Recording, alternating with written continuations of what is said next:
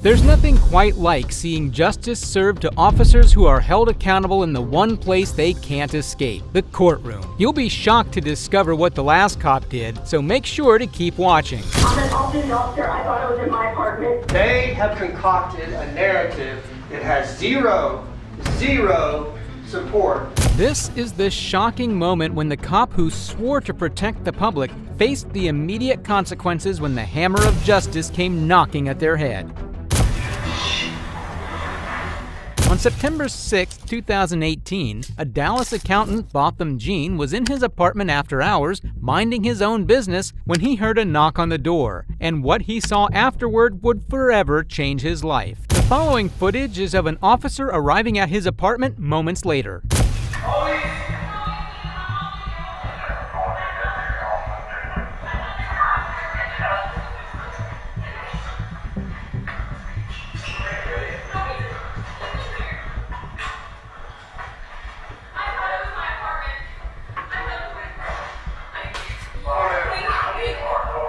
The woman in Jean's apartment would be identified as Patrol Officer Amber Guyger, in which, because of her actions, Jean would never leave his apartment again.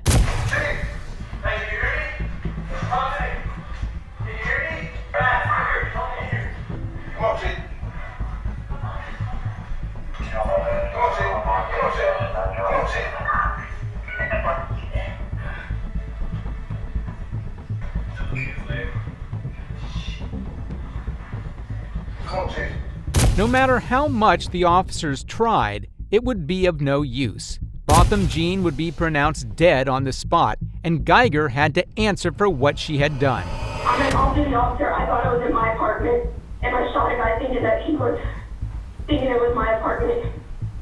He shot someone.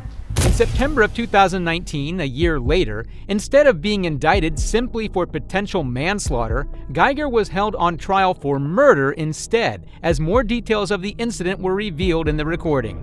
Don't hear me. I talk on the way. I know, but I lose my dog. I thought it was my apartment. Okay. Hey, man. Hold on. Fuck. Okay, stay with me, okay? I need a supervisor. Despite her panic at that moment, it was yet to be seen whether Guyger truly felt guilty or not, as how such a thing happened was fully revealed in court. Okay. As you inserted the key, or started to insert the key into the lock, did you see anything wrong with the door? I saw it was cracked open. Okay, keep your voice up.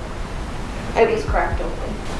Did you see anything else or notice anything else at that point in time? I heard moving around inside my apartment. What type of moving around? Loud shuffling, someone walking. How is it possible that Guyger could have made such a massive mistake like this? And what went on in her head when she made that wild decision? All would soon be revealed. What do you do normally? When I come home, I just put the key into the keyhole, and then I turn it to the left, and then I unlock or use the door handle and turn it down and push open the door. And at the same time, I'm hearing this moving around. But me putting that the key fob into the lock is pushing the door open. And everything's happening all at once. There is no possible excuse for shooting an unarmed man in his own home. But Guyger had different ideas. Tell the jury what you felt inside and what you felt in your brain when you saw those three things happen. I was scared to death. How quickly did that happen? Less than 2 seconds. It was quick. Okay. Why were you scared? I compare it to being into a car wreck. Right before you hit that car, you literally everything freezes up inside your body. I wonder if Guyger's dramatic fear at that moment could compare to Jean's when he faced Guyger, as she described exactly what she did next. As the door opened, did you see anything in your apartment? Yes, I did. That's whenever, directly in the middle towards the window, is when I saw this silhouette figure standing back there. Pulled my gun out, and I yelled at him. It's like, let me see your hands, let me see your hands. What was the figure doing? It moving around. Any officer with proper CRT training would know in a situation like this, it would be best to step back and call for backup, even if that would have made Guyger realize she was on the wrong floor. Alas, she did something much more different instead. What did the figure do after you said, "Let me see your hands"? He started coming towards me. Okay. How fast was he coming towards you? At a fast-paced walk. Wasn't running? Wasn't running. All right. When you saw him coming towards you, what was going through your mind? I thought that he was coming at me. Because if I couldn't see his hands, he was going to kill me. Did you hear anything as he was walking towards you? There was a loud yell. He was yelling, "Hey, hey, hey." Guyger did her best to make herself seem sympathetic during this retelling, but the next demonstration made all her attempts useless. The length of your apartment from the front door to that back where the figure was is how far? 30 feet. Okay. And I showed you a mark of this about right here. Yes, sir. Okay. Now I want you to first tell the jury exactly how loud you said it. I have my gun pointed, and I'm saying, "Let me see your hands. Let me see your hands." What were you focused on? Him. Just him? Yes. Guyger did not even hesitate, and the true reason for her indictment, despite her demeanor suggesting it was an accident, would soon be revealed. The deleted text. You'll hear about that. Deleted text. Martin Rivera, yeah, I deleted text. Well, we all know why Martin Rivera deleted text. He's a married man. He had an affair. He was sending sexually explicit text messages and photos with Amber Guyger. He doesn't want his wife to find that out. Amber Guyger always deleted his messages. Despite the immorality behind Guyger's actions, the way her affair tied into this incident was truly the cherry on top, as we are about to find out. He was supposed to come over, and either Amber Guyger was so excited she made all these mistakes, or she was so disappointed. That's pure conjecture, but they use an email or a text from Martin where he said around 5:55 p.m., "When can I come over?" It was specifically that Guyger was on the phone with Rivera before the incident that distracted her onto the wrong floor. But the way the defense tried to twist this into her favor was what was truly bizarre. Come over, they both told you that. Martin Rivera went to a Boy Scout meeting. Then he went to the gym, and then he stopped to get something to eat. And what's his habit when he was out doing that? He would call Amber Guyger. And they told you that, yes, they'd had a sexual relationship, but that had ended either late 2017 or in early 2018. In the defense's desperation, they would directly contradict their own information, given the fact that the deleted text messages confirmed their affair was very much alive. But their statements would only go downhill from here. The defendant is not required to prove that she made a mistake of fact. Rather, the state must prove beyond a reasonable doubt that the defendant did not make a mistake of fact constituting a defense. And the judge carefully lays that out. They can never overcome that burden in this case. With how little justification there was for Guyger's actions, the defense was more interested in making the other side seem less valid. But they could not be more wrong.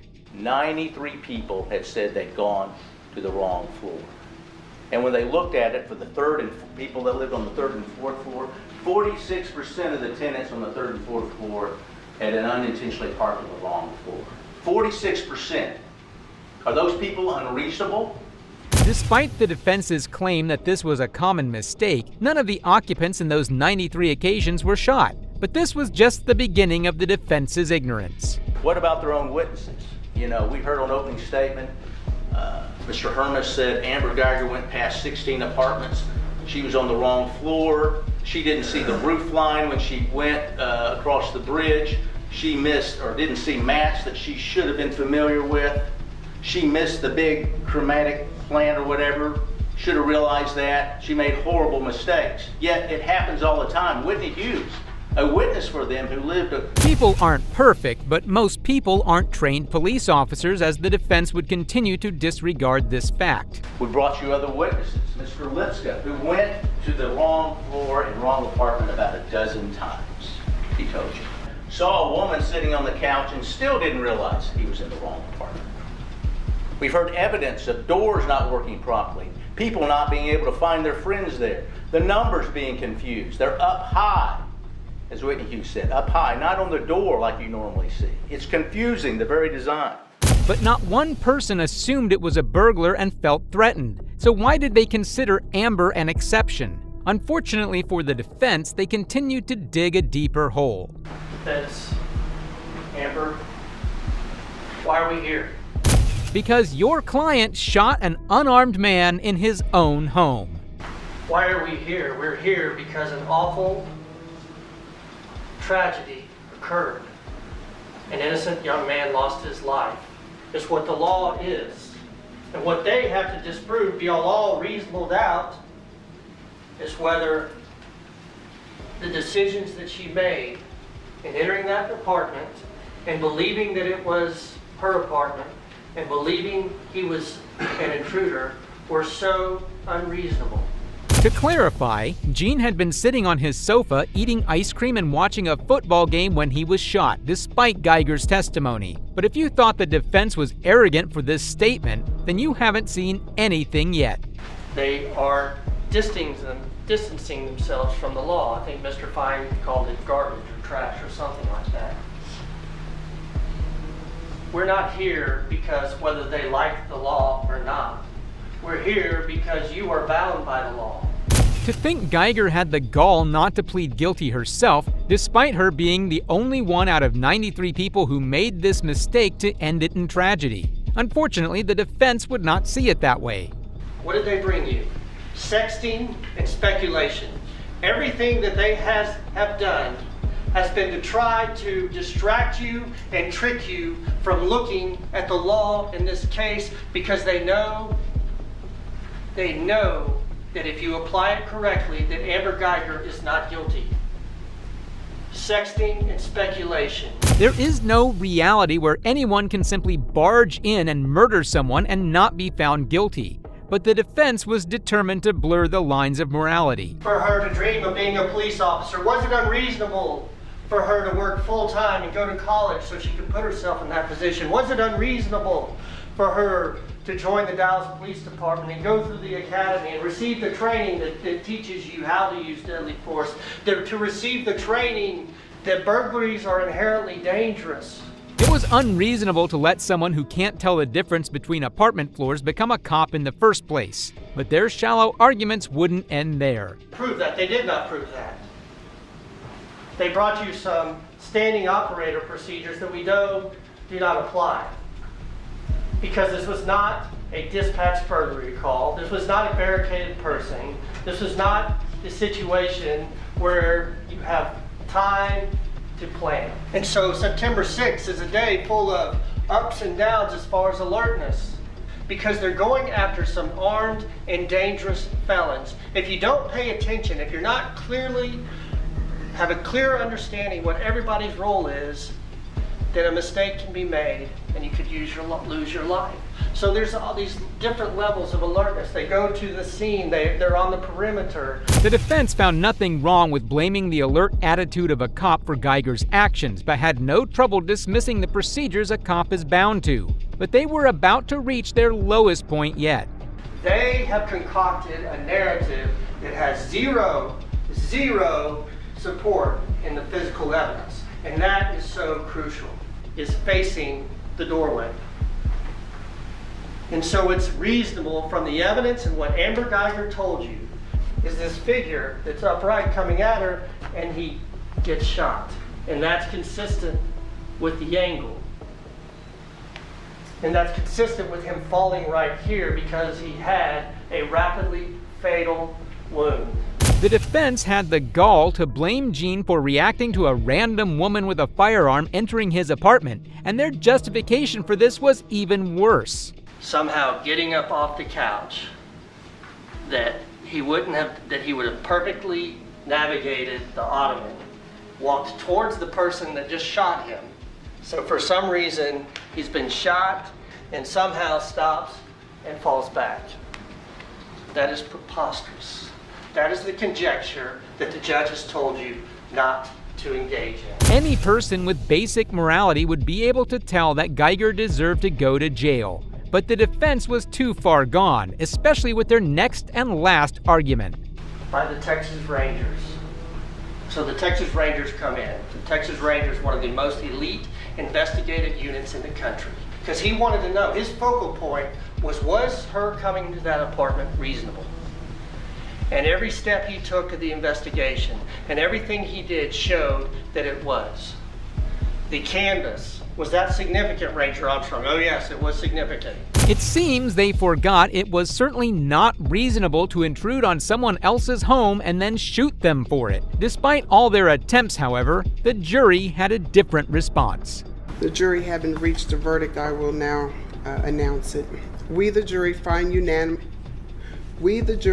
unanimously that the defendant did not cause the death of Botham Jean while under the immediate influence of sudden passion arising from inadequate cause, and assess the defendant's punishment at 10 years imprisonment in the Texas Department of Criminal Justice. In addition, we assess a fine of $0, and it's signed by the presiding juror. Amber might have learned from her lesson, but this next officer had to be shut down by a no-nonsense judge who wasn't buying it. I have no idea what's going to happen right now. I do know one thing. There's going to be one side who's going to be brokenhearted. We know that for sure. What I ask everybody, and then I follow it up with I'm ordering, that I am respectful that this is the most pressure-packed moment for most people in their entire lives. However, 8 days earlier, at the beginning of Raja's trial, the prosecution revealed the real story of why he was being held on the stand. This all started back in October 2015. You'll hear about Corey Jones. He was living his life. Had a good job at the Delray Beach Housing Authority. Lived with his brother. Loved his family. Loved music. Music was his passion. He was a drummer. He played in bands.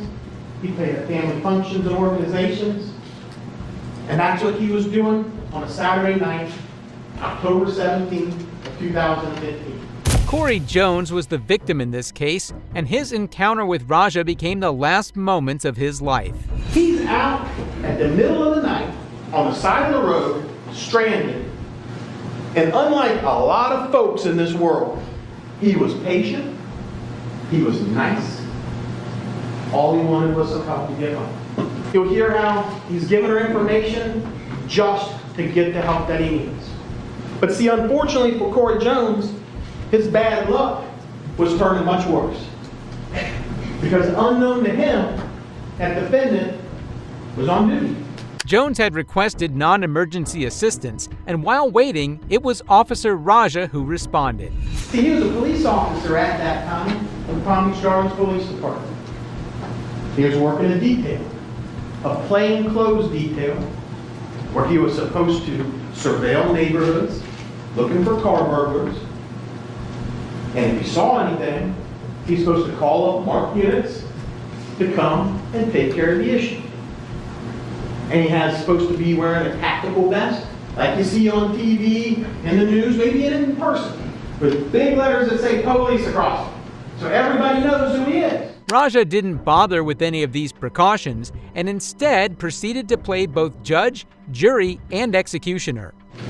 And instead of doing what everybody would expect a law enforcement officer to do when they're approaching a stranded, potentially abandoned, but at least a vehicle that's stranded on the side of the road, that defendant did everything wrong. He did everything that you would not expect. In addition, during his trial, Raja claimed he had announced himself as an officer to Jones, but an audio recording disproved this. His blatant lying only made his case worse. Now, Corey Jones, he's got an expensive drum kit.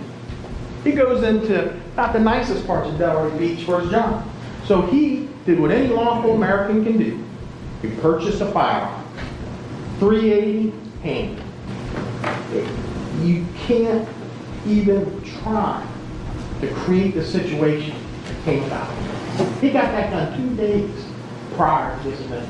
It was still in the box in his glove compartment.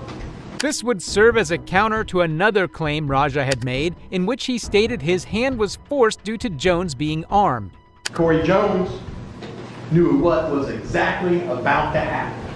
What any reasonable person could expect to happen. You'll show through the evidence today and through the next 2 weeks what Corey Jones was thinking. You'll hear how Corey Jones had that gun out of that box. You'll hear the chimes of the door opening on Corey Jones' SUV because he still had the keys in the ignition. And you'll hear the last words that Corey Jones ever spoke. There was no justification for Raja's actions other than sick pleasure. As was about to be explained, his actions were beyond disgusting. Nothing that shows he's an officer. He didn't even pull out the badge, which was in his wallet, in his back pocket, to show to Corey Jones. Much less put on that vest that said police, or even had his radio or his gun. There's no verbal identification that you're going to hear on that recording when Corey Jones was talking to that sales representative that had to sit there and witness this horrific event unfold. Given how severe Raja's actions were made out to be, the reality of the situation fully merited this reaction by the prosecutor. Yeah, I'm good. Really? That's what he's saying. That's not how an officer talks to a citizen at 3 o'clock in the morning on the side of the road.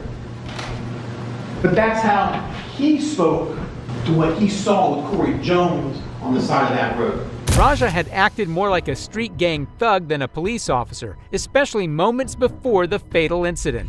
As this defendant is saying these words to Corey Jones, and Corey Jones is responding back, he's getting closer and closer to Corey Jones. He's actually chasing Corey Jones away from his vehicle. Corey's already retreating back out of his doorway to the back of his vehicle. A citizen that's stranded on the side of the road, already being chased from his vehicle. To imagine that Raja didn't stop to think for one moment before he profiled Jones is horrifying considering what happened next. Get your hands up. Get your hands up. That's what he's screaming. That's how he's treating a stranded citizen. And what does Corey say? He doesn't respond in kind with profanity. He says, hold on, hold on. Once again, get your effing hands up. Drop. 3 shots. Nothing about this was warranted except for Raja's desire to murder a man in cold blood, something which the jury certainly wasn't letting him get away with. They got thrust upon him by the person that was supposed to be caring for his safety. He made a decision to shoot first and ask questions later. And one of the few people that should have unquestionably been there to assist him on the side of that road did exactly the opposite. Instead of being Corey Jones' saving grace, he was his angel of death. Raja represents everything that is wrong with the police department these days, allowing absolute psychopaths to have positions of authority. But see, this isn't the end of the story. Because now Corey Jones is running for his life. He is running for the cover of darkness. He's thrown down the gun already that he had in his hand that was meant to protect him. 10 seconds between the third and the fourth shot. 10 seconds for a young man running for the cover of darkness. 10 seconds for that defendant right there to finally do what he is supposed to do as a law enforcement officer. But that's not what the evidence is going to show he did. The evidence would point to how this was in no way some accident or case of incompetence, but something much worse. It's going to show his recklessness. His absolute reckless behavior from the start is now changing. It's evolving. It's now becoming a premeditated intent to kill. That 10 seconds was the time that he was able to reflect and consider what he was doing with that firearm in his hand. Officer Raja had planned this from the start, but didn't do a good job of hiding his tracks. That is no longer just in the heat of the moment. That is now premeditated intent with one specific desire, and that was to kill Corey Jones. He fired those last 3 shots at 1 second intervals each. Control. Boom. Boom. Boom. Not fast, but controlled. This was psychopathic level behavior, but unfortunately, this was not the only appalling thing Raja did. He waits over 30 seconds. 30 seconds to call 911. And why was he calling 911? Because he didn't have his radio on him like he's supposed to. He had to use his own phone to call 911, and he waited 30 seconds to call. What would a normal person do if they even accidentally hurt someone? They'd help them. But what did Raja do? Before getting much needed assistance, if he was truly in fear of his life, Well, he needs to call a cavalry. 30 seconds. Doing what? Letting Corey Jones die. And how is he going to act? This might be the only place where the prosecution might have been wrong. It may be likely this wasn't Raja's first time doing this. With great power comes great responsibility. Law enforcement officers undoubtedly possess great power, great capacity for good, but that necessarily equals great responsibility in the way that those powers are used. They don't have a right to kill anybody without absolute necessity. Raja may not have killed Jones over any sentimental or anger issues, but by simply not caring, as the prosecution clarified. And he's going to explain to you, the judge will tell you what culpable negligence means. He's going to say it means a course of conduct showing a reckless disregard for human life or the safety of other persons exposed to its dangerous effects of conscious indifference to the consequences. I couldn't have thought up better words to explain exactly what he did. But the situation goes even deeper, with the suggestion that Raja may have planned this murder from the start. He was reckless from the start. He created the situation, and the evidence is going to show you that he could have only expected one result: the death of Corey Jones. But see, he doesn't get a free pass under the law for those last 3 shots.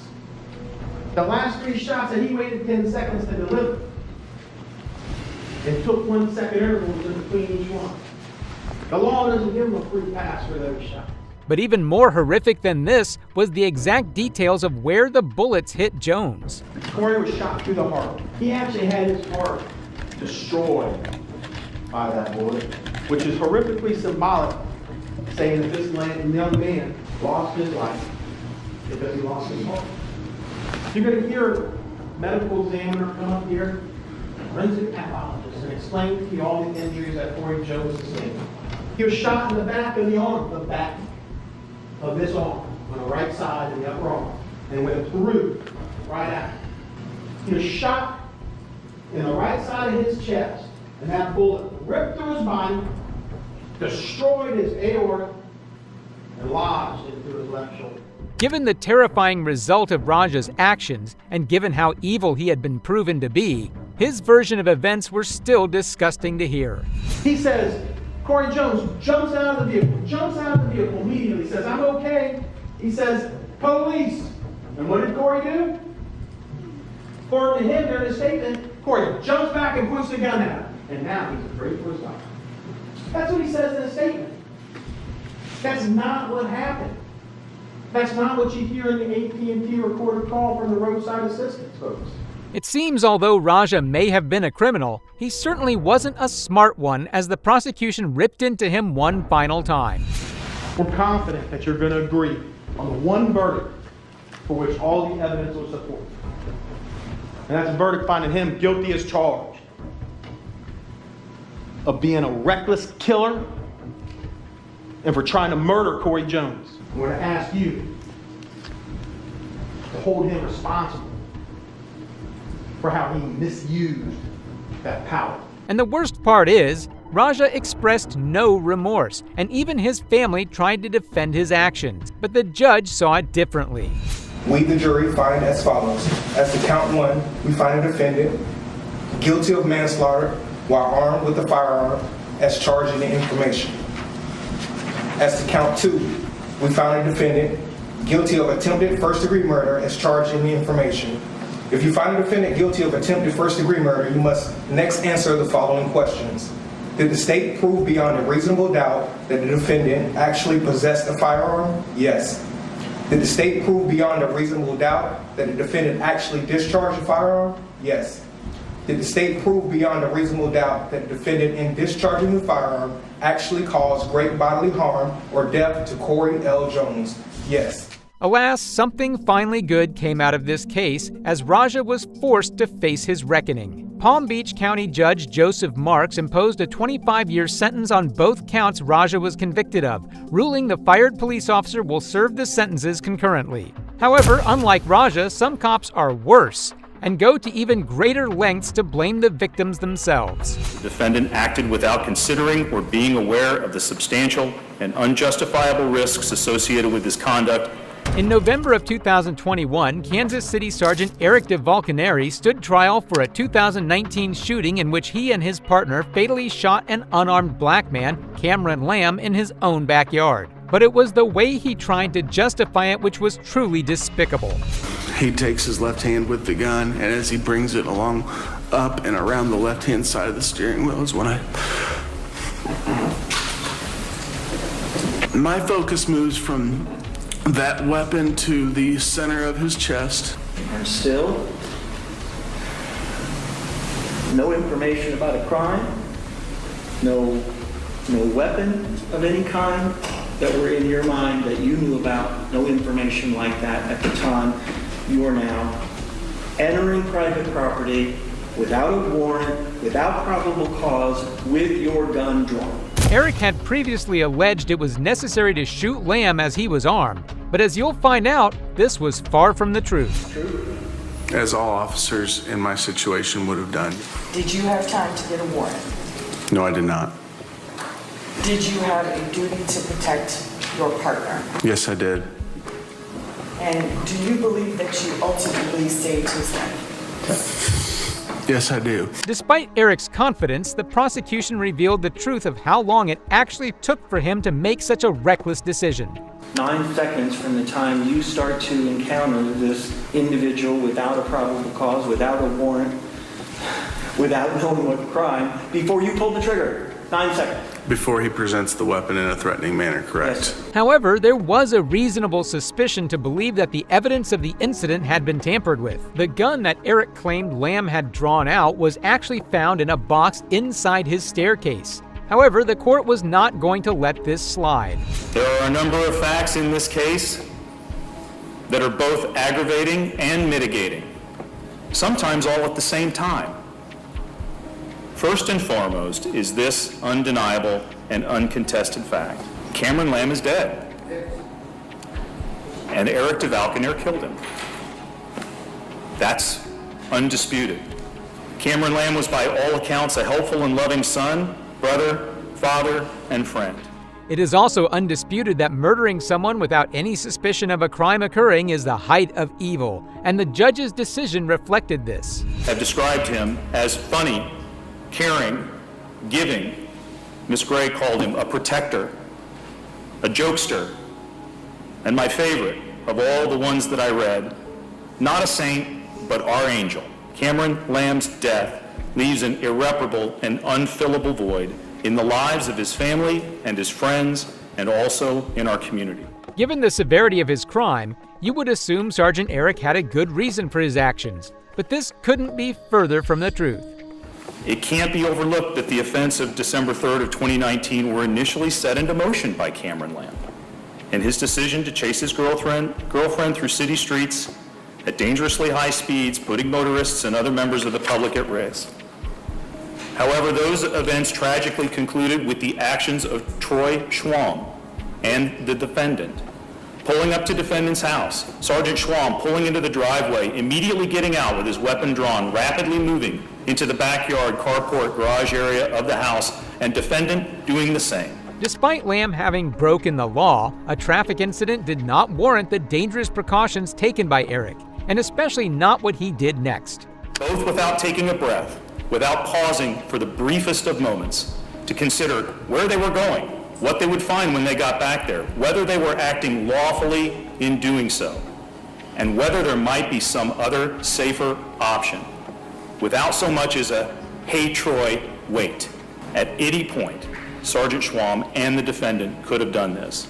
You'd think driving recklessly was still a sign of an unstable person. However, the judge revealed something that made Eric's actions even worse. He did this when at some point, while he was chasing his girlfriend, he decided to discontinue the chase and to go home. The video from the helicopter shows this decision, shows how it played out. Cameron Lamb is not racing through the streets of his neighborhood at this point. He's not driving through yards to get away from anyone. He does not abandon the truck and let it roll into someone's yard. while he flees on foot. Rather, he simply pulls into the driveway of his home, pulls around back, puts the vehicle into reverse, and slowly begins backing it down the driveway, under the carport, and into his garage. The situation could have been left at that point, but it was Sergeant Eric's actions that proved why the police were beyond corrupt. Then Sergeant Schwam and Eric Devalkenaere arrive, and as the court has found, an encounter that was over and a situation that had de-escalated was again escalated by what I have found, rightly or wrongly, was their unlawful entry into the backyard carport area and confrontation of Cameron Lamb. This is an aggravating factor. Given how avoidable of a situation this was, the blame rested entirely on Eric, who was about to pay for what he did. Cameron Lamb is dead. Eric Devalkenaere killed him. And the court has found that that happened because the defendant acted without considering or being aware of the substantial and unjustifiable risks associated with his conduct, and that his actions were a gross deviation from the standard of care that a reasonable person would exercise in the situation. Eric Devalkenaere, on count 1, the Class E felony of involuntary manslaughter in the second degree, I sentence you to a term of incarceration in the Missouri Division of Adult Institutions of 3 years. On the unclassified felony of armed criminal action, I sentence you to a term of incarceration of 6 years. Good riddance. Not all cops, however, get the same kind of treatment as Eric. Sometimes when a cop takes a life, the justice system unravels to expose all of its own corruption. That is a felony. It is punishable by up to 15 years. On June 5, 2024, Michigan trooper Brian Keeley was called to court to answer for his actions involving the chase of a felon, Samuel Sterling. However, Keeley did not expect the charges that the judge brought before him. Mr. Keeley, in this matter, the people are alleging that on or around April 17th of 2024, in the city of Kentwood, county of Kent, state of Michigan, you committed the following offenses: homicide, murder, second degree. During Sterling's chase, Brian Keeley had rammed straight into Sterling in an unmarked vehicle, fatally wounding him. Said act committed without premeditation or deliberation, that is a felony. It is punishable by life or any term of years. A consecutive sentence may be imposed for each death that resulted from operating a vehicle, and your DNA is taken upon arrest.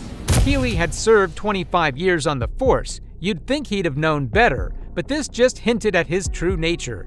They also allege count 2, homicide, manslaughter, involuntary, in that you did cause the death of Samuel DeJohn Cornelius Sterling by committing the following act or acts in a grossly negligent manner.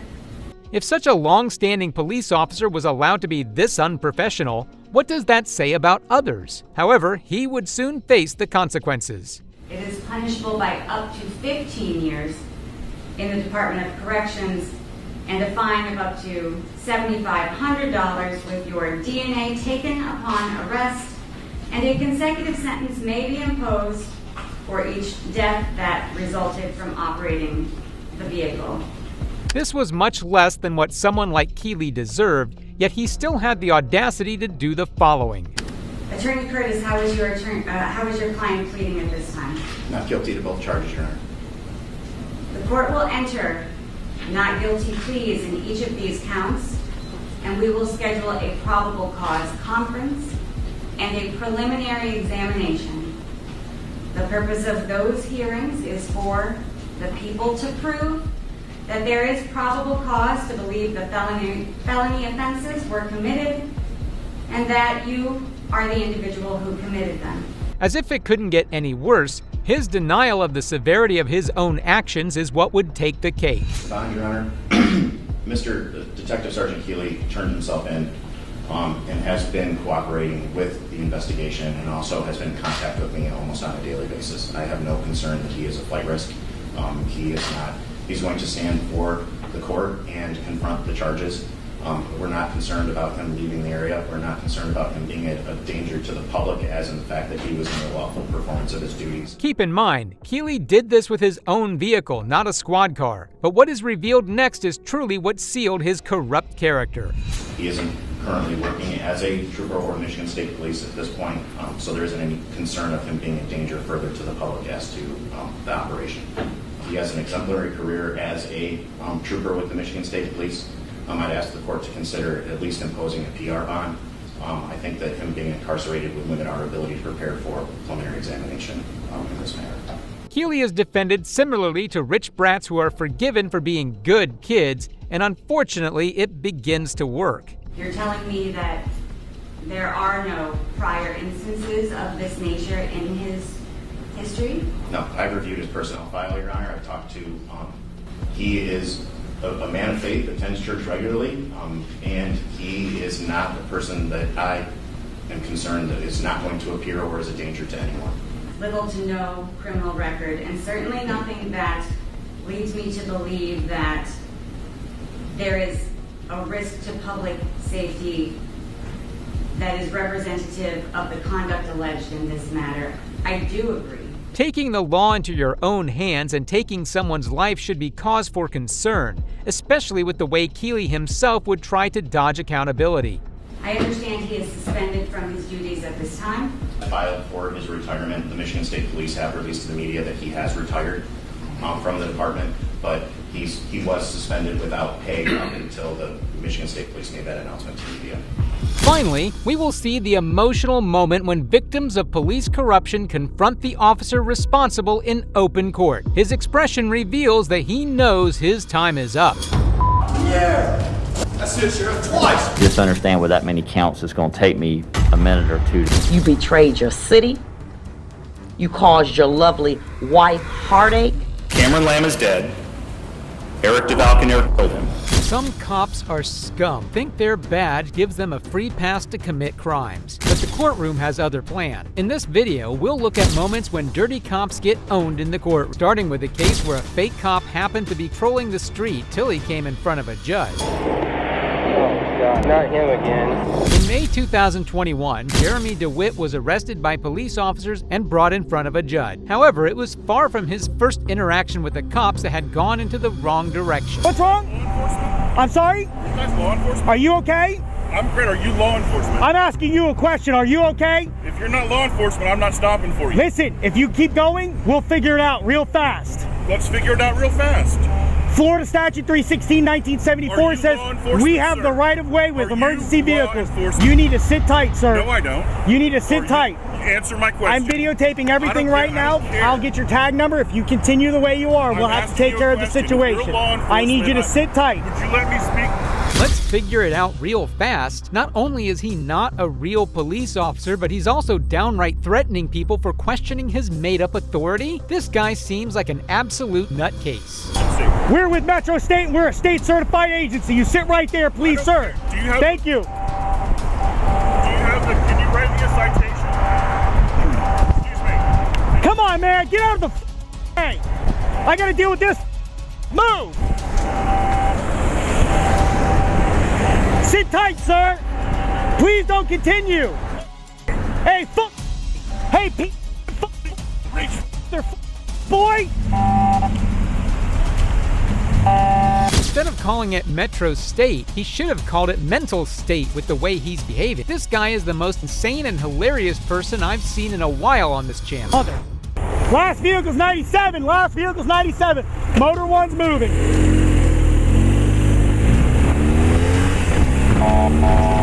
Hey! Get over! Now! All the way! Stay there!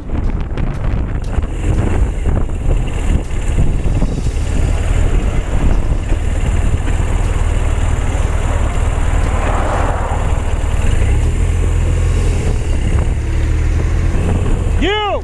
Out now!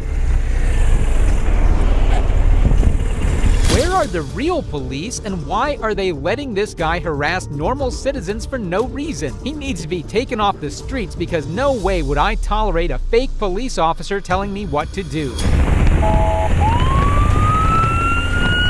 Get the out of the way! Whoa!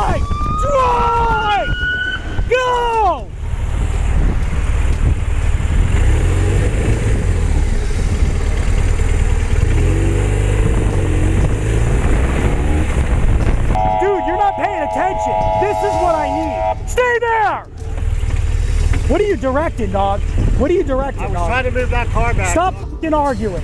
Yes, using inappropriate language with the citizens of this country. The sign of a true police officer. What a joke. I need a unit up here now so he can take over. What's the license for you? It's on my motorcycle, Sergeant. You want me to go back to my motorcycle? You want me to stand over here, Sergeant? Motorcycle, I can't, because unless you're going to put one of your cruisers here and hold this funeral, I can't do that. Sergeant, it pissed me off. Sergeant, I'm not trying to piss you off. Get your license. See, let me go. Okay. Get your license. Finally, the police have caught up to this guy. He was really starting to annoy me with his inappropriate language and misuse of authority. Sergeant, my vehicle's not stolen, Sergeant. I can tell you right now, everything's being videotaped on my body cam, Sergeant. Okay, you're so that's not a firearm, Sergeant. Let's go. That's a less lethal, Sergeant. So legally, for the per Florida statute, I'm allowed to carry that, Sergeant. 970. Go ahead and look it up, Sergeant. The vehicle's not stolen, Sergeant. I have the registration for the vehicle, Sergeant. I have the registration for the vehicle, Sergeant. Sergeant, get your lieutenant, please. There is no lieutenant. I'm in. Then get a captain. There is no captain. I'm in. Is this guy a parrot, the way he just keeps on saying the same thing again and again? DeWitte really needs to get his act straight. The cops clearly are not willing to entertain any of his antics. Where you have handcuffs? Make sure you have your body cameras running. Body cameras are running. Why you have handcuffs? I'm not talking to you, officer. Okay. I have the registration for that vehicle, Sergeant.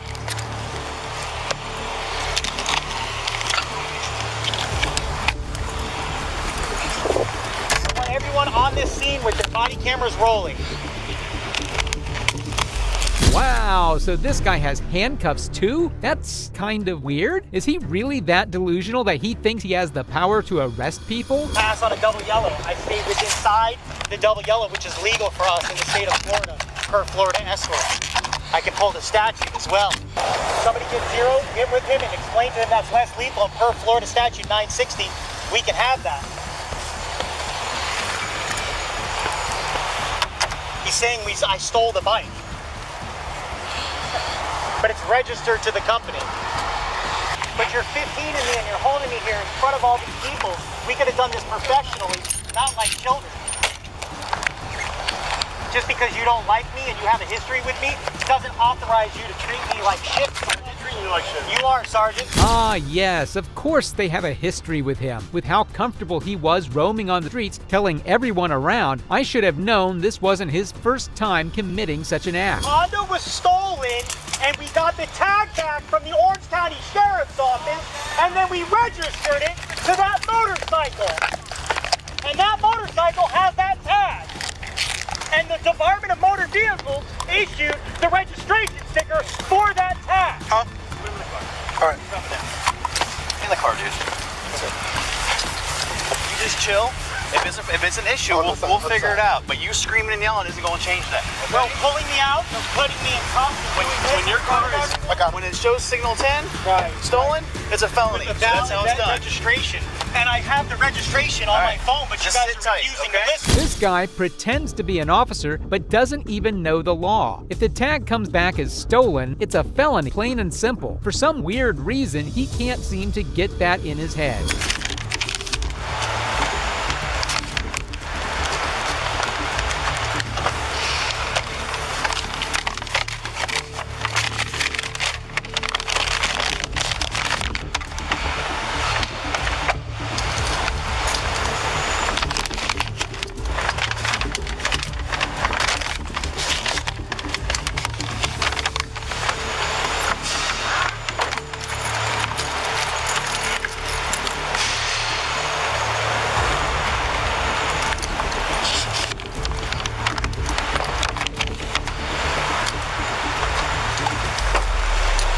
Well, you'd think a trip to the police station would shut him up, but you'd be sadly mistaken, as he'd go back to his antics as soon as he got out. Oh, God, not him again. It's Jeremy. Don't reach for that fire! Walk away from your bike! Keep your hands up! Keep your hands up. Go down to your knees. Do not reach for that firearm. You're being secure because you're openly carrying a firearm. What? You're openly carrying a firearm. Carrying a pepper ball. You already know that. I do not know that. That is a firearm. That is a firearm right now. All right, Jeremy, being arrested for carrying a concealed weapon. Concealed? It was in plain view. That's not plain view. That's concealed. That holster's concealed. What are you talking about? Who does this man think he is? First handcuffs, then a firearm? If you want a lesson on how to speed run going to jail, you should watch more DeWitte videos because this guy is insanely dumb and stubborn. Give me a lieutenant. Give me a lieutenant. It was in plain view. It's in plain view. Give me a lieutenant. Sit down. Sit down and be quiet. Where's the lieutenant? Where's the lieutenant? Give me a lieutenant. This is not right. Are you listening to me? Are you listening to me? I'm a deputy. I'm not an officer. You don't tell me what to do. I understand. Stop yelling at me, and I'm going to stop yelling at you.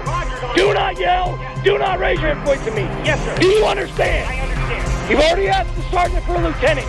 You don't get to pick and choose who comes to the traffic stop. Glad this deputy put him in his place. He just has an issue with authority. First, imposing it on our citizens, and then on the cops who are arresting This online identifies it as a Glock, basically a Glock replica.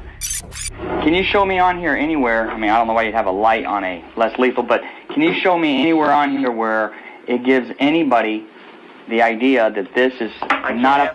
I don't that make those. that it's a less lethal? I can't answer that. I don't make those. But you know they're less lethal. No, I'm asking. If I saw this, I wouldn't know that. That's where you're. But you can say that for somebody else. Okay. I've seen this guy for just a few minutes, and I can barely stand. I can't imagine how vexing it is to interact with him in real life. Even after getting arrested several times, he still doesn't seem to feel guilty at all. No, I was on bond. They revoked my bond with a new charge, but that charge was dropped. He has approximately 10 or 11 other cases that he's currently incarcerated. Oh, you got a bunch of different cases that are keeping you.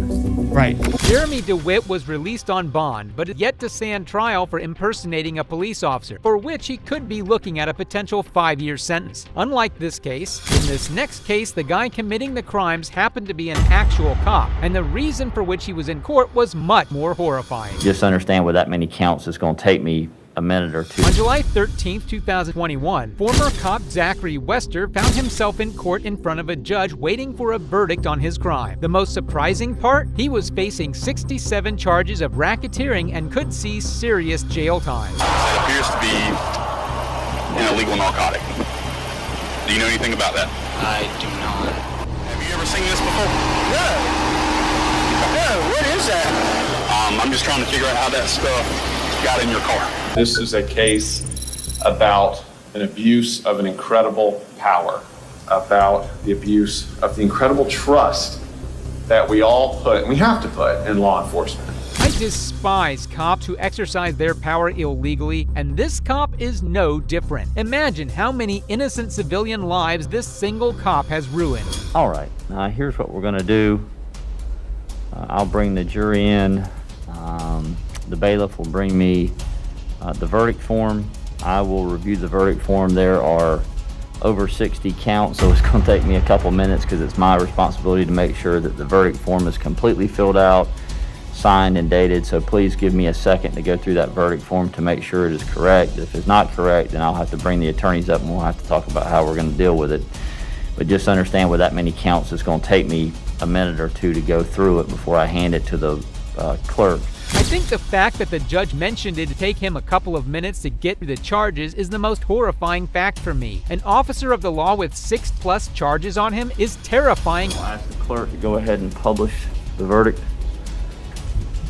In the state of Florida versus Zachary Wester, case number 19-CF-431.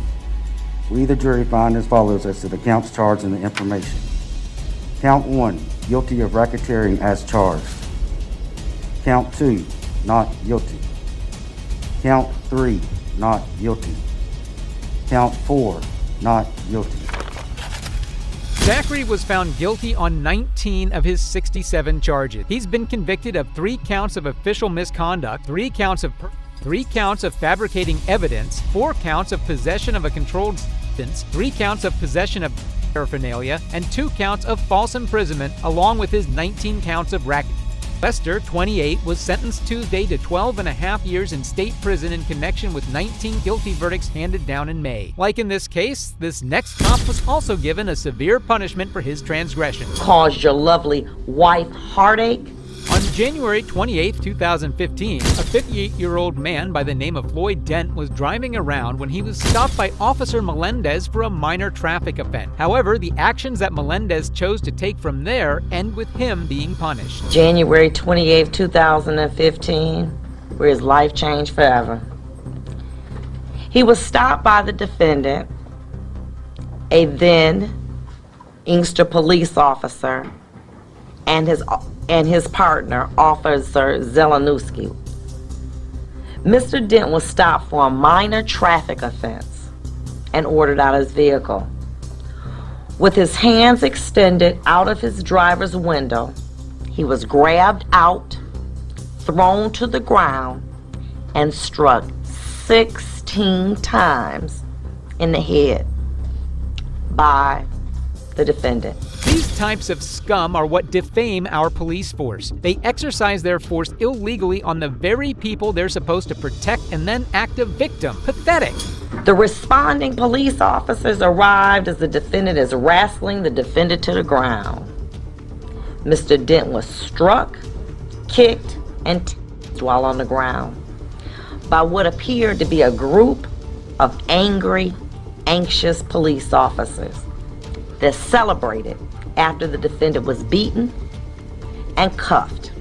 I don't get how such police officers even live with themselves. These cops are indicative of deep-rooted problems in our police force that need to be handled immediately and by force. But the one image that struck out to the court was looking at Mr. Dent in his cell, shaking his head in disbelief of what had occurred to him. If his conduct was indicative of what he was thinking, I would have thought this: what crime did I commit?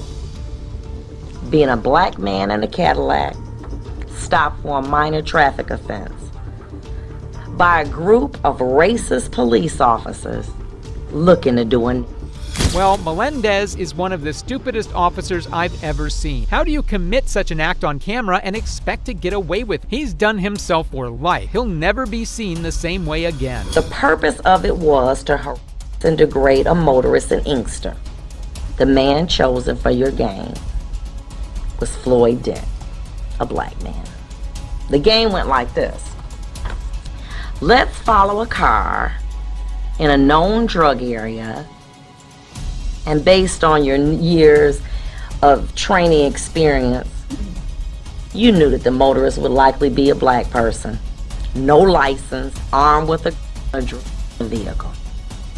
Took me several days to read the letters that people sent talking about your character, about the man that you are, about how you went in Westland and helped to save 3 senior citizens from a burning building. 3 of those letters, I believe, were from African Americans, and 1 even professed to be like a mother. 1 or 2 things: either they're all racist, or there's something redeeming about you that somehow, in some way, you forgot that night. The age-old trick of fake letter. Does Melendez take this judge for a fool? He's just digging himself into a hole here, and I'm loving it. At the station, the other eye of justice captured you and your posse making fun of Mr. Dent, mimicking him struggling while you all wiped the blood off your uniforms with disinfectant while he watched. Such an awesome, caring, properly trained police officer. You led your fellow officers down a path of cowardly behavior. You betrayed your city. You caused your lovely wife harm. And you caused Mr. Dent severe anguish. Tell him to make fun of Mr. Dent now. I bet he doesn't have the guts anymore, seeing as to how big of a pickle he's gotten himself in. Today, I can only punish your conduct, but only you and God can change your character. I've had an opportunity to listen to both sides. And I had to say this because I didn't say this during the trial. But it was my privilege to be able to oversee this trial because I had great lawyers. Look at his face. This man isn't guilty and emotionless because he feels bad for what he did to Mr. Dent. He just feels bad because he happened to get caught in the act. I am going to commit you to the Michigan Department of Corrections.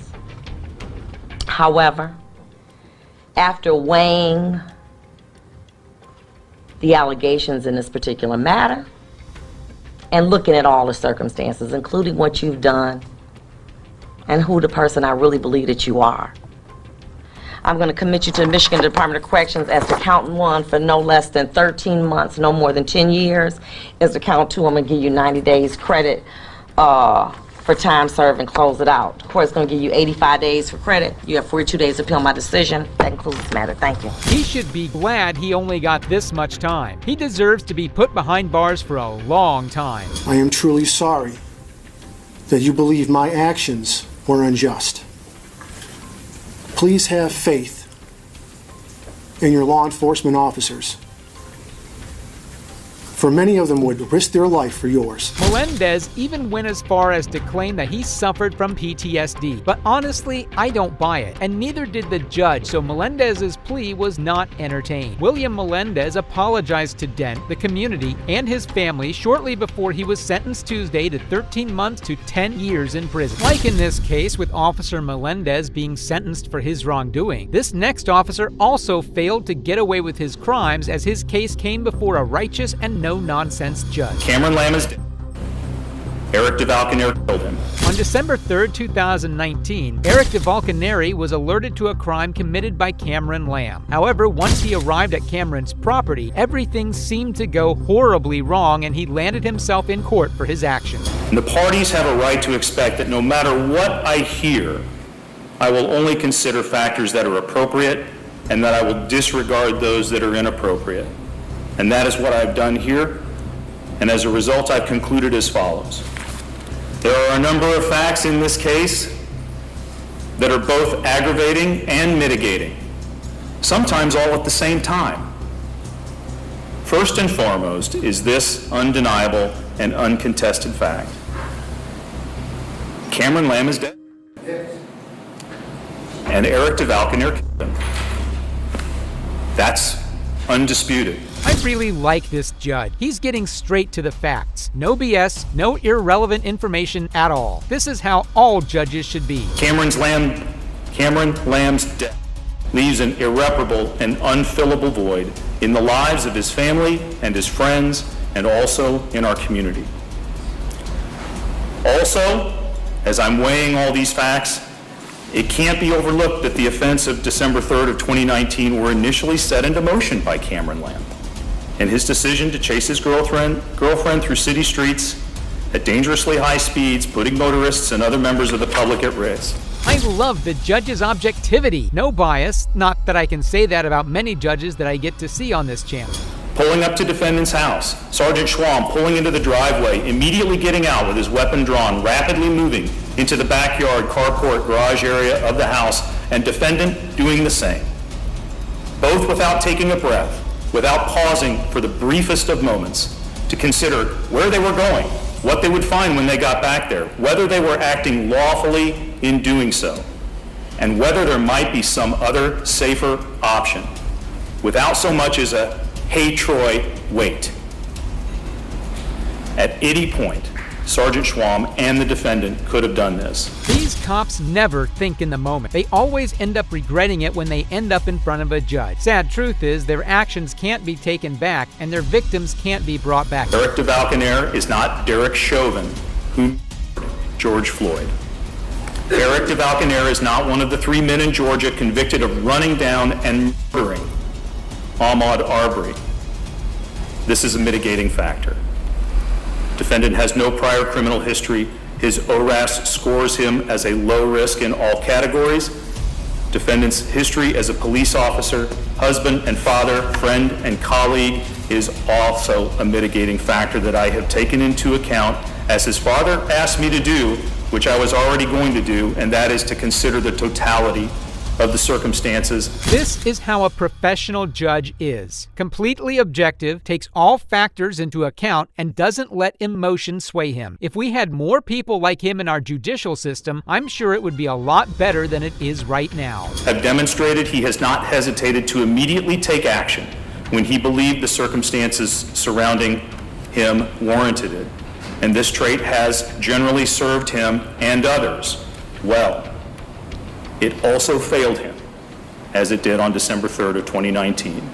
All of which, however, leads the court back to where it began, an evaluation of the impact of the defendant's crime on Cameron Lamb and his family. Cameron Lamb is dead. Eric Devalkenaere killed him. Having concluded, as I have, having considered all those factors, I ask counsel if there's any legal reason or cause, having been shown why sentence and judgment of the court should not now be pronounced. Not from the state, Your Honor. No, sir. Eric Devalkenaere on count 1, the Class E felony of involuntary manslaughter in the second degree, I sentence you to a term of incarceration in the Missouri Division of Adult Institutions of 3 years. On the unclassified felony of armed criminal action, I sentence you to a term of incarceration of 6 years in the Missouri Department of Corrections. Devalkenaere was convicted of manslaughter and armed criminal action in 2019 killing Cameron Lamb and was sentenced to 6 years in prison. Well, there you have it, a showcase of dirty cops getting absolutely owned in the courtroom. As a lesson for all cops out there who think they can get away with crimes just because they happen to wear a badge. That brings an end to today's cases. Please consider showing your support by liking this video and make sure to subscribe to stay informed about future cases like these. Also, if you enjoyed this video, check out the next video here.